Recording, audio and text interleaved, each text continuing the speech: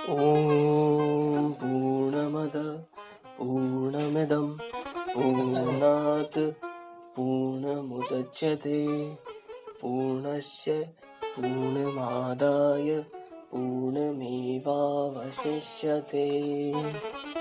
ॐ श्री जगदम्बिकायै नमः।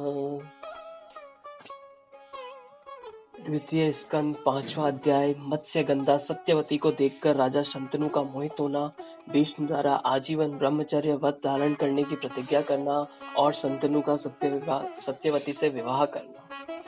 ऋषिगण बोले, हे लोम हर्षित तनय सुची, आपने शापवश अष्टवसुओं के जन्म तथा गंगा जी की उत्पत्ति का वर्णन किया है।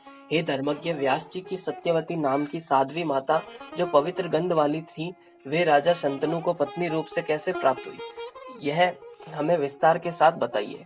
महान धर्मनिष्ठ राजा शंतनु निषाद पुत्र के साथ विवाह क्यों किया? हे सुव्रत, यह बताकर आप हमारे संदेह का निवारण कीजिए। सूत जी बोले, राजर्षि शंतनु सदा आखेट करने में तत्पर रहते थे। वे वन में जाकर मृग, महिष तथा रुरु मृगों का वध किया करते थे। राजा शंतनु केवल 4 वर्ष तक भीष्म के साथ उसी प्रकार सुख से रहे जिस प्रकार भगवान शंकर कार्तिकेय के साथ आनंद पूर्वक रहते थे। एक बार वे महाराज शंतनु वन में वाण छोड़ते हुए बहुत से घेड़ों तथा सुअरों का वध करते हुए किसी समय नदियों में श्रेष्ठ यमुना के किनारे जा पहुंचे। राजा ने वहां पर कहीं से आती हुई उत्तम गंध को सूंघा। तब सुगंधि के उद्गम का पता लगाने के लिए वे वन में विचरने लगे। वे बड़े असमंजस में पड़ गए कि ये मनोहर सुगंधि न मंदार पुष्प की है, न कस्तूरी की है, न मालती की है, न चंपा की है और न तो केतकी की है। मैंने ऐसी अनुपम सुगंधिका का पूर्व में कभी अनुभव नहीं किया था। इस दिव्य सुगंधिका को लेकर सुंदर वायु बह रही है। मेरी घ्राणेंद्रियों को मुग्ध कर देने वाली ये वायु कहाँ से आ रही है? इस प्रकार सोचते विचारते राजा शंतनु गंध के लोभ से मोहित सुगंधित वायु का अनुसरण करते हुए वन प्रदेश में विचरण करने लगे। उन्होंने यमुना नदी के तट पर बैठी हुई एक दिव्य दर्शन वाली स्त्री को देखा जो मलिन वस्त्र धारण करने और श्रृंगार न करने पर भी मनोहर दिख रही थी। उस श्याम नैनों वाली स्त्री को देखकर राजा आश्चर्य में पड़ गए और उन्हें इस बात का विश्वास हो गया कि यह सुगंधि इसी स्त्री के शरीर से है। उसका अद्भुत एवं अतिशय सुंदर रूप, सब प्राणियों का मन स्वाभाविक रूप से अपनी ओर आकर्षित करने वाली सुगंधि, उसकी अवस्था तथा उसका वैसा शुभ नव यौवन देखकर राजा शंतनु को महान विस्मय हुआ। यह कौन है और इस समय यहाँ कहाँ से आई है? यह कोई देवांगना है या मानवी स्त्री?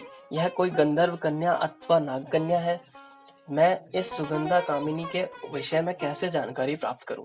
इस प्रकार विचार करके भी राजा जब कुछ निश्चय नहीं कर सके, तब तक क्षण गंगा जी का स्मरण करते हुए वे काम के वशीभूत हो गए और तट पर बैठी हुई उस सुंदरी से उन्होंने पूछा, हे प्रिय, तुम कौन हो? किसकी पुत्री हो? हे वरोरु, तुम इस निर्जन वन में क्यों बैठी हो?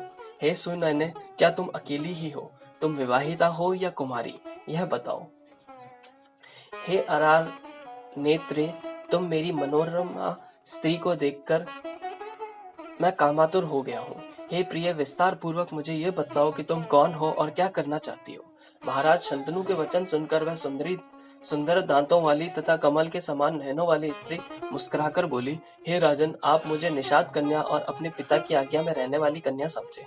हे नृपेंद्र, मैं अपने धर्म का अनुसरण करती हुई जल में यह नौका चलाती हूँ। हे अर्थपते, पिताजी अभी ही घर गए हैं, आपके सम्मुख यह बातें मैंने सत्य कही है। यह कहकर वह निषाद कन्या मौन हो गई।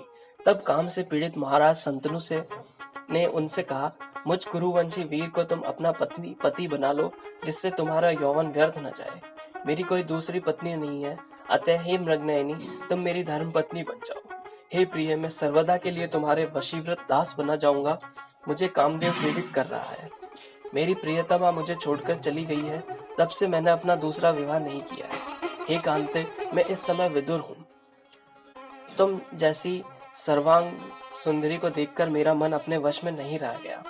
राजा की अमृत से रस के समान मधुर तथा मनोहर बात सुनकर वह दास कन्या सुगंधा सात्विकी के भाव से युक्त होकर धैर्य धारण करके राजा से बोली, हे राजन, आपने मुझसे जो कुछ कहा वह यथार्थ है, किंतु आप अपनी इच्छा अच्छी तरह जान लीजिए कि मैं स्वतंत्र नहीं हूँ।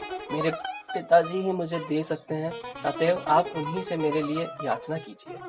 मैं एक निषाद की कन्या होती हुई भी स्वेच्छाचारिणी नहीं हूँ। मैं सदा पिता के वश में ही रहती हुई सब काम करती हूँ। यदि मेरे पिताजी मुझे आपको देना स्वीकार कर लें, तब मैं आपका पानी ग्रहण कर लीजिए और मैं सदा के लिए आपके अधीन हो जाऊंगी। हे राजन, परस्पर आसक्त होने पर भी कुल की मर्यादा तथा परंपरा के अनुसार धैर्य धारण करना चाहिए। सूची बोले, उस सुगंधा की बात सुनकर कामातुर राजा उसे मांगने के लिए निषाद राज के घर गए।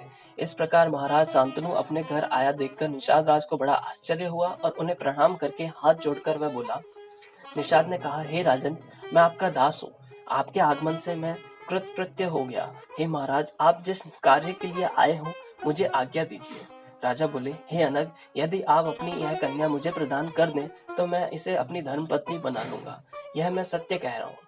निषाद ने कहा, हे महाराज, यदि आप मेरे इस कन्या रत्न के लिए प्रार्थना कर रहे हैं तो मैं अवश्य दूंगा, क्योंकि देव योग्य वस्तु तो कभी अदेय नहीं होती। किंतु हे महाराज, आपके बाद इस कन्या का पुत्र ही राजा के रूप में अभिषिक्त होना चाहिए, आपका दूसरा पुत्र नहीं। सूची बोले, निषाद की बात सुनकर राजा शंतनु चिंतित हो उठे।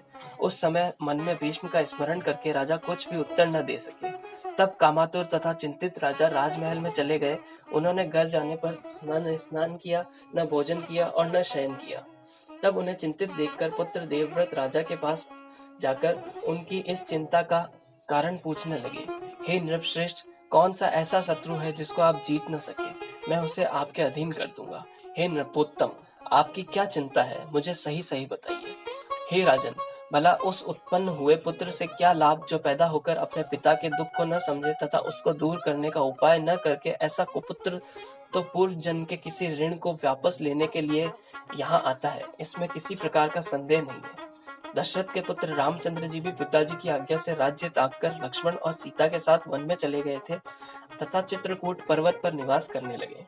इस प्रकार हे राजन, राजा हरिश्चंद्र का पुत्र जो रोहित नाम से प्रसिद्ध था, अपने पिता के इच्छानुसार बिकने के लिए तत्पर हो गया और खरीदा हुआ वह बालक ब्राह्मण के घर में सेवक का कार्य करने लगा। अजीगर्त ब्राह्मण का एक श्रेष्ठ पुत्र था जो सुनह शेप नाम से प्रसिद्ध था। खरीद लिए जाने पर वह पिता के द्वारा यूप में बांध दिया गया, जिसे बाद में विश्वामित्र ने छुड़ाया था। पूर्व काल में पिता की आज्ञा से ही परशुराम ने अपनी माता का सिर काट दिया था, ऐसा लोक में प्रसिद्ध है। इस अनुचित कर्म को करके भी उन्होंने पिता की आज्ञा का महत्व बढ़ाया था। हे पृथ्वीपते, यह मेरा शरीर आपका ही है। यद्यपि मैं समर्थ नहीं हूँ, फिर भी आप कहिए, मैं आपकी क्या सेवा करूँ? मेरे रहते आपको किस प्रकार की चिंता नहीं होनी चाहिए। मैं आपका असाध्य कार्य भी तत्काल पूरा करूंगा। हे राजन, आप बताइए कि आपको किस बात की चिंता है। मैं अभी धनुष लेकर उसका निवारण कर दूंगा। यदि मेरे इस शरीर से भी आपका कार्य सिद्ध हो सके तो मैं अपनी अभिलाषा पूर्ण करने को तत्पर हूँ। उस पुत्र को धिक्कार है जो समर्थ होकर भी अपने पिता की इच्छा को पूर्ण नहीं करता। जिस पुत्र के द्वारा पिता की चिंता न दूर हुई हो, उस पुत्र का जन्म लेने का क्या प्रयोजन? सूची बोले, अपने पुत्र गांगेय के वचन सुनकर महाराज शंतनु मन में लज्जित होते हुए उससे शीघ्र ही कहने लगे। राजा बोले, हे पुत्र, मुझे यही महान चिंता है कि तुम मेरे इकलौते पुत्र हो। यद्यपि तुम बलवान, स्वाभिमानी, रणस्थल में पीठ न दिखाने वाले साहसी पुत्र हो, तथापि केवल एक पुत्र होने के कारण मुझे पिता का जीवन व्यर्थ है। क्योंकि यदि कहीं किसी समर में तुम्हें अमर गति प्राप्त हो गई तो मैं असहाय होकर क्या कर सकूंगा। यदि मुझे सबसे बड़ी चिंता लगी है, इसी कारण मैं आजकल दुखित रहता हूँ। हे पुत्र, इसके अतिरिक्त मुझे दूसरी कोई चिंता नहीं है जिससे मैं तुम्हारे सामने कहूँगा। सूची बोले, यह सुनकर गांगेय ने वृद्ध मंत्रियों से पूछा कि लज्जा से परिपूर्ण महाराज मुझे कुछ बता नहीं रहे। आप लोग राजा की भावना जानकर सही एवं निश्चित कारण मुझे बताइए, मैं प्रसन्नता पूर्वक उसे संपन्न करूंगा। यह सुनकर मंत्रीगण राजा के पास गए और सब कारण सही सही जानकर उन्होंने युवराज गांगेय से आकर कह दिया। तब उनका अभिप्राय जानकर गांगेय विचार करने लगे। मंत्रियों के साथ गंगापुत्र देवव्रत उस निषाद के घर शीघ्र गए और प्रेम के साथ विनम्र होकर यह कहने लगे। गांगेय बोले, हे परंतप, आप अपनी सुंदर कन्या मेरे पिताजी के लिए प्रदान कर दें। यदि यही मैं आपसे प्रार्थना करता हूँ।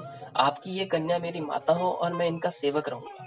निषाद ने कहा, हे महाभाग, हे नृपनंदन, आप स्वयं ही अपनी भार्या बनाइए, क्योंकि आपके रहते इसका पुत्र राजा नहीं हो सकेगा। गांगेय बोले, आपकी यह कन्या मेरी माता है, मैं राज्य नहीं करूंगा। इसका पुत्र ही निश्चित रूप से राज्य करेगा, इसमें कुछ भी संदेह नहीं है। निषाद ने कहा, मैं आपकी बात सही मान ली, परंतु यदि आपका पुत्र बलवान हुआ तो वह बलपूर्वक राज्य को निश्चय ही ले लेगा। गांगेय बोले, हे तात, मैं कभी विवाह नहीं करूंगा, मेरा ये वचन सर्वथा सत्य है, यह मैंने भीष्म प्रतिज्ञा कर ली। सूत जी बोले, गांगेय द्वारा की गई ऐसी प्रतिज्ञा सुनकर निषाद ने उस राजा शांतनु को अपनी सर्वांग सुंदरी कन्या सत्यवती सौंप दी। इस प्रकार राजा शांतनु ने प्रिय सत्यवती से विवाह कर लिया।